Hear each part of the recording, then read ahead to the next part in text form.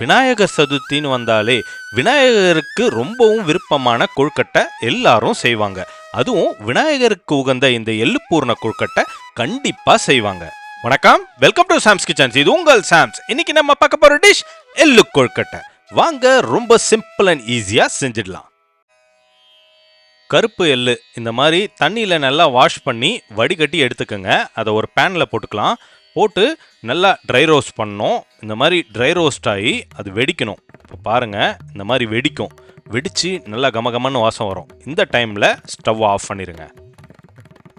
இதை வேற ஒரு ட்ரேக்கு ட்ரான்ஸ்ஃபர் பண்ணி நல்லா குளிர வச்சு ஒரு மிக்சர் ஜாரில் போட்டு கொரகொரன்னு அரைச்சி எடுத்துக்கோங்க. இந்த மாதிரி கொரகொரன்னு இருக்கணும். இப்போ உங்கள் ஸ்வீட் லெவலுக்கு ஏற்ற மாதிரி வெல்லத்தை போட்டுக்கோங்க. அதையும் அரைச்சி இந்த மாதிரி பூர்ணம் ரெடி பண்ணிக்கோங்க. வாசத்துக்காக கொஞ்சமாக ஏலக்காய் பொடி போட்டு நல்லா அதை மிக்ஸ் பண்ணி விடுங்க. அவ்வளோதாங்க, நம்ம பூர்ணம் ரெடி. இதை எடுத்து இந்த மாதிரி கையில் ப்ரெஸ் பண்ணிங்கன்னா எந்த ஷேப்பில் ப்ரெஸ் பண்ணுறீங்களோ அந்த ஷேப்பில் இருக்கணும். லைட்டாக அழுத்துனீங்கன்னா இந்த மாதிரி உதிர்ந்து விழணும். அதுதான் பக்குவம். இப்போ ஒரு பவுலில் ஒரு ஸ்பூன் நெய் போட்டுக்கோங்க. நம்ம மாவு ரெடி பண்ண போகிறோம். ஒரு ஸ்பூன் சால்ட்டு போட்டு நல்லா மிக்ஸ் பண்ணி விடுங்க. மிக்ஸ் பண்ணி விட்டுட்டு இப்போ உங்களுக்கு தேவையான அளவுக்கு அரிசி மாவு இதில் போட்டு அதையும் மிக்ஸ் பண்ணி விடுங்க. அந்த உப்பு நெய் வாசம் அந்த மாவில் பண்ணோம். அந்த அளவுக்கு மிக்ஸ் பண்ணால் போதும். இப்போ நல்லா கொதிக்கிற தண்ணியை இதில் ஊற்றுங்க. கொஞ்சம் கொஞ்சமாக ஊற்றி அதை ஒரு சாஃப்ட் டவ்வாக மாற்ற போகிறோம். கொஞ்சம் கொஞ்சமாக ஊற்றுங்க, நிறைய ஊற்றிடக்கூடாது. கொஞ்சம் கொஞ்சமாக ஊற்றி இதை இந்த மாதிரி மிக்ஸ் பண்ணி விட்டிங்கன்னா அதோட பக்குவத்தை காட்டுறேன் பாருங்கள். இப்போ அதை எடுத்து இந்த மாதிரி கையில் ப்ரெஸ் பண்ணிங்கன்னா தண்ணி எதுவும் கையில் ஒட்டக்கூடாது. மாவு மட்டும்தான் இந்த மாதிரி இருக்கணும். தெரியுதுங்களா? இந்த பக்குவத்துக்கு நீங்கள் தண்ணி விட்டு கலந்துக்கணும். அந்த மாவெல்லாம் ஒன்று சேர்த்து இந்த மாதிரி ஒரு பெரிய பந்து மாதிரி ஆக்கிக்கோங்க. கொஞ்சமாக நெய் எடுத்து கையில் இந்த மாதிரி தடவிக்கங்க.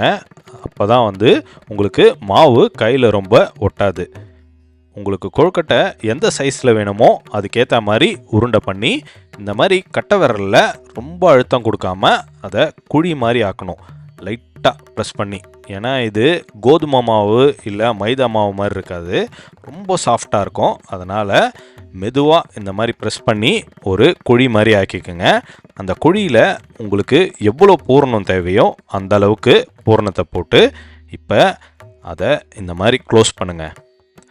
க்ளோஸ் பண்ணி அது க்ளோஸ் ஆனதும் அப்படியே கையில் வச்சு மெதுவாக இந்த மாதிரி ஒரு உருண்டையாக ஆக்கணும். லைட்டாக ப்ரெஸ் பண்ணுங்கள், ரொம்ப ப்ரெஸ் பண்ணக்கூடாது, அப்புறம் வெளியில் வந்துடும். இந்த மாதிரி உங்களுக்கு உருண்டையாக ப்ரெஸ் பண்ணி ஒரு ட்ரேயில் வச்சுருங்க. இதே மாதிரி மாவு எடுத்து மற்ற உருண்டைகளையும் பூர்ணம் வச்சு கொழுக்கட்டையாக ரெடி பண்ணி வச்சுக்கலாம். இது வேக வைக்க போகிறோம். ஒரு இட்லி சட்டியில் இந்த மாதிரி நீங்கள் ரெடி பண்ணி வச்சுருக்க கொழுக்கட்டையெல்லாம் வச்சுருங்க. இது ஒரு 15 நிமிஷம் நம்ம வேக வச்சா போதும். மூடி போட்டு ஒரு 15 நிமிஷம் மீடியம் ஃப்ளேமில் விட்டுருங்க. 15 நிமிஷம் கழித்து ஓப்பன் பண்ணிங்கன்னா அருமையான எள்ளு கொழுக்கட்டை ரெடி. அவ்வளோதாங்க. எவ்வளோ ஒரு சிம்பிள் அண்ட் ஈஸியாக எள்ளு கொழுக்கட்டை ரெடி பண்ணிட்டோம் பார்த்தீங்களா? இதே மாதிரி நீங்களும் ட்ரை பண்ணி எள்ளு கொழுக்கட்டை செஞ்சு இந்த விநாயகர் சதுர்த்திக்கு விநாயகருக்கு உகந்த எள்ளு கொழுக்கட்டையை படைச்சி விநாயகரின் அருளை பெற வாழ்த்துக்கள். இதை நீங்களும் ட்ரை பண்ணுங்கள், சப்ஸ்கிரைப் பண்ணுங்கள், கமெண்ட்ஸ் பண்ணுங்கள். See you next delicious dish. நன்றி, வணக்கம்.